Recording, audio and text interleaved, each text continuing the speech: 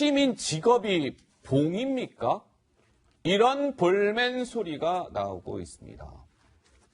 버스 파업이 예고돼 있었습니다. 시청자 여러분. 오늘부터요. 그런데 파업은 안 하는 걸로 이제 정리가 됐어요. 그런데 이 파업을 안 하게끔 한 것까지는 좋습니다.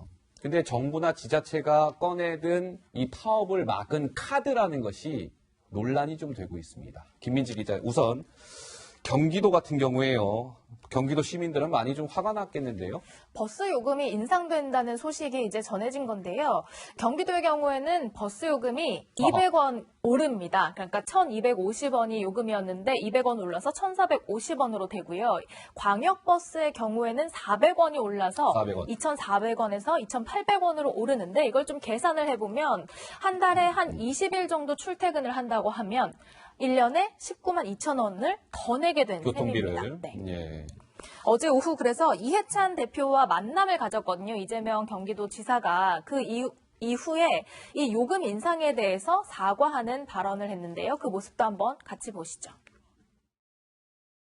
다시 한번 우리 도민 여러분께 버스 요금 인상이 불가피함을 설명드리면서 죄송하다는 말씀을 드립니다. 고맙습니다. 오래전부터 예고됐던 일이잖아요. 그동안 좀 뭐했냐 이런 비판도 있긴 있거든요. 글쎄요, 잠깐만 멈춰서. 아니, 제가 더 얘기를 좀 안 하고 싶어서요. 네, 미안합니다. 이제 노력이 그만할게요. 부족했다라는. 그러니까 이번 버스 파업 사태는 버스 기사분들이 이제 주 52시간이라는 정부 정책을 지켜야 되니까 주 52시간만 근무하면 그동안 받았던 월급보다 적게 받을 거가 되는 거 아니겠습니까? 그래서 버스 파업을 예고한 건데 그 파업을 막은 카드가 요금 인상이라는 카드를 꺼내든 겁니다. 이와 관련해서 이런 목소리가 나오고 있는 것이죠. 자, 주 52시간 때문에 버는 돈도 지금 줄었는데 버스 요금까지 오르게 생겼다. 버스 요금도 오르고 소주값도 오르는데 월급만 안 오르고 있어. 이거 서민들 어떻게 삽니까? 결국 또 시민들, 서민들 주머니 털어가네. 이런 지금 아주 성난 목소리들이 나오고 있는 것이죠. 근데 어떻습니까? 이게 진짜 요금 인상, 그러니까 서민 지갑 털어서 뭔가 이 정부 정책의 실패를 서민들 지갑으로 메꾸려는 거 아니냐, 좀 이런 비판이 나오던데요. 결론적으로 얘기하면 예. 정부가 지자체에게 이 책임을 계속 전가하면서 조금 안일했던 거죠. 그러다가 이제 전국적인 파업 사태가 진짜 눈앞에 다가오니까 예. 다급하게 문제를 다급하게. 해결하는 방식으로 손쉬운 요금 인상을 택한 건데 음.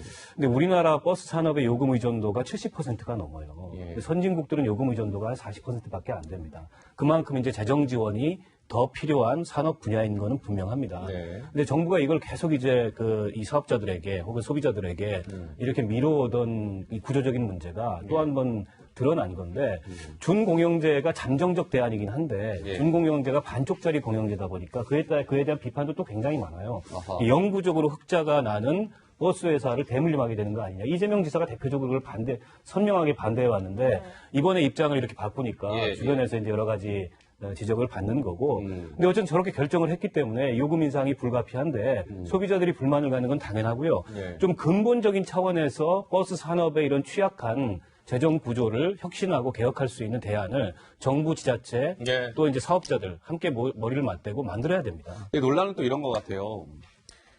경기도 같은 경우에 지금 이제 9월부터 일반 버스는 200원, 이제 소위 좌석 버스는 400원이 오르는데 지금 경기도지사가 누굽니까? 이재명 지사예요, 시청자 여러분. 그런데 버스 파업 전날인 어제 여당 대표인 이해찬 대표가 이재명 지사 한번 국회로 들어와 보세요. 라고 면담을 한 이후에 20분 후에 김민지 기자 경기도가 이재명 지사가 반대해오던 요금 인상, 이재명 지사가 어쩔 수 없이 받아들게 됐다. 정부 여당이 지자체를 협박한 거 아니냐, 뭐 좀 이런 논란도 있더군요. 사실 방금 전에 저희가 보여드렸던 이재명 지사의 인터뷰 장면, 거기가 국회잖아요. 네. 어제 오후에 갑자기 이해찬 대표가 김현미 장관과 이재명 지사를 소환했다고 합니다. 그렇습니까? 그래서 네. 버스 요금 대책 등을 논의를 했는데 기자들이 갑자기 나타난 이재명 지사를 보고 모여들었죠. 그런데 생각보다 일찍 한 20분 만에 회동이 끝난 뒤에 이제 요금 인상 방안이나 준공영제 확대 등을 발표를 했습니다. 예.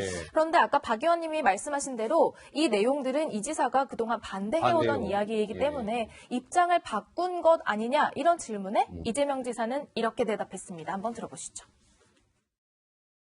민주당 이해찬대표께서 중국문제 최근에 말씀하시자마자 바로 이런 발표를 하셨는데요. 원래 중공영제는 뭐 가야 될 길이고 원래 중공영제에 대해서는 우리 당에서도 의지가 있었던 부분이죠. 자, 뭐, 조 부장 어떻습니까? 일각에서는 진짜, 뭐, 여권이, 뭐, 지자체를 압박해서 요금을 올린 거 아니냐, 뭐, 이런 지적이 나오는데 좀, 뭐, 그렇게 봐도 되는 겁니까? 어떻습니까? 한마디로 참 한심하고 무능하다 이렇게 한심하고 정리할 수 무능한 있겠습니다. 겁니다. 예. 준공영제라는 게 그러니까 적자가 나는 부분을 세금으로 보전해 주는 것 아니겠습니까? 예, 예. 요금 올리고 세금 보전하고 결국은 다 국민 호주머니에서 나간다는 거예요. 세금도 국민이 내고 요금도 국민이 내지 않습니까? 세상에 이런 대책이 어디가 있어요.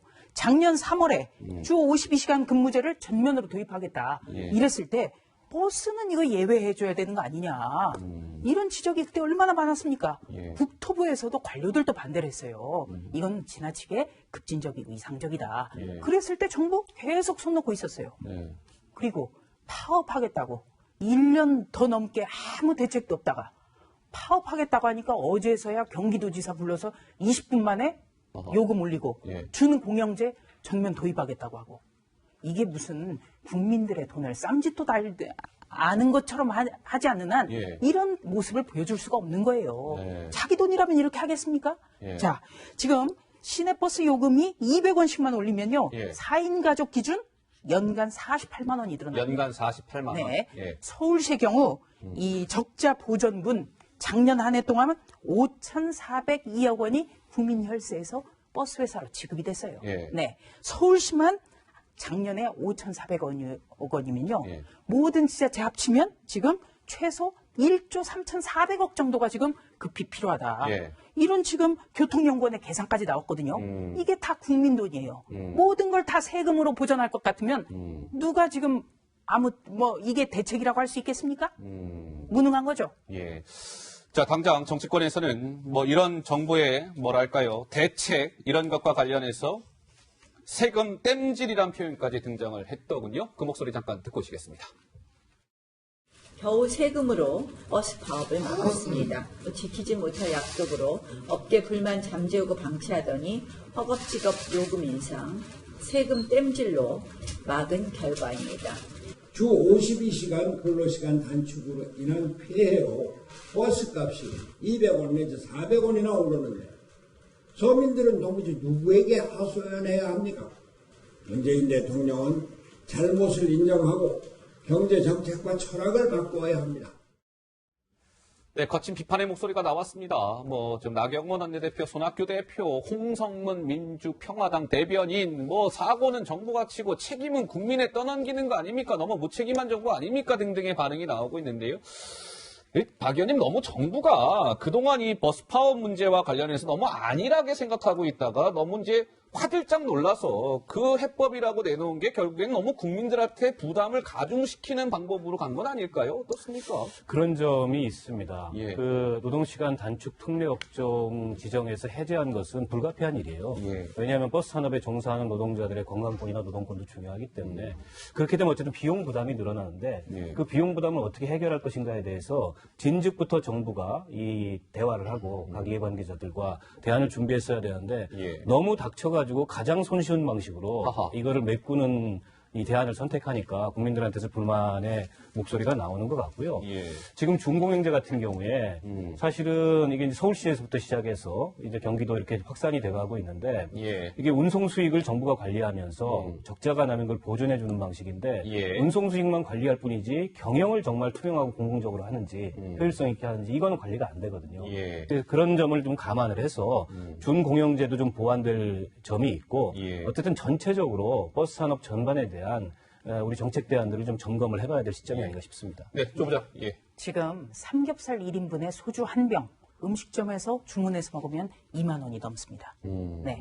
지금 가뜩이나 팍팍한데요. 서민들 굉장히 답답한 거죠. 예. 이런 현실에. 예. 주 52시간 근로하고 임금을 많이 받아야만 주 52시간 근로체제가 확립이 될 수 있는 거예요. 예. 지금처럼 그냥 덜렁 52시간 근로체계만 하겠다 하면 이거는 저소득 주도 성장이 됩니다. 예. 살림살이만 어려워져요. 그리고 또 한 가지는 이재명 경기도지사 같은 경우는 내일 아하. 1심 선고를 앞두고 있습니다. 아, 내일 1심 선고입니까? 네. 어허. 내일 1심 선고를 앞둔 사람을 이틀 전에 불러서 요금 인상하자. 아하. 그렇다면 그분이 과연 진지하게 검토를 하겠습니까? 네, 진지하게 검토할 수도 있지만 예. 보통 사람의 상식으로는 아마 모든 지금 신경이 그쪽으로 가 있을 거예요. 지금. 예. 그리고 또 어떻게 보면은 정부 여당의 목소리를 들어주면 혹시라도 선거에 유리하지 않을까 이런 생각을 했다는 가능성도 지울 수가 없는 거예요. 지금 워낙에 급박하게 돌아가고 있기 때문에 네. 그런 면에서 여러 가지로 참 보기 민망한 장면들이 연출이 됐습니다. 예. 네, 박 의원님. 예. 아니 뭐 저 재판 때문에 저걸 서둘러 졸속으로 수용하지는 않았을 거고요. 저도 단정지은 네, 예. 이재명 지사가 그- 그동안에 예. 반대해왔던 이유는 이게 광역 환승 체계에 경기도 버스가 다 묶여 있는데 왜 우리만 요금을 올려야 되냐? 서울도 서울도 같이 같이 올리면은 나는 예. 올리겠다. 이 입장이 이거였습니다. 예. 근데 이번에 워낙 다급하니까 수용을 한 거고 준공영제 그 자체를 반대한 게 아니고 준공영제를 보완할 점이 굉장히 많아요. 네. 그래서 여전히 그 점은 전제로 하고 있다는 점 말씀드릴게요. 예, 알겠습니다. 자, 버스 요금 인상 논란까지 좀 짚어드렸습니다. 제 주변에서도 참, 아이고, 이번 버스 요금 오르는데 이거 참 어떻게 합니까? 왜 버스 요금 왜 이렇게 오르게 된 거예요? 이렇게 좀 안타까워 하시는 분들이 많으시더군요.